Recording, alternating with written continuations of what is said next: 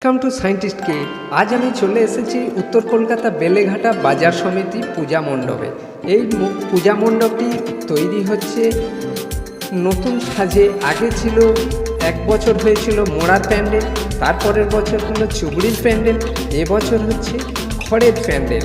খড় দিয়ে নানান সাজে সজ্জিত করে ফুটিয়ে তুলছেন এই প্যান্ডেলটিকে, কারুকার্যভাবে নতুনভাবে সজ্জিত করে সাজিয়ে তুলছেন। এর ভেতরে নানান মূর্তি বসানো হবে এবং পূজা মণ্ডপটিও খড় দিয়ে তৈরি করা হয়েছে। একটি চৌবাচ্চা বানানো হয়েছে, দেয়ালে কাজ ফুটিয়ে তুলছেন। এখনও কাজ হয়ে ওঠেনি, এরা কাজ সম্পূর্ণ করতে পারেনি।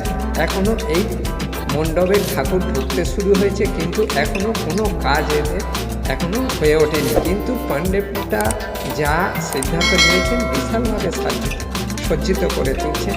একটি লাইক করে সঙ্গে থাকুন, পরবর্তী আমরা ভালোভাবে দেখাবো।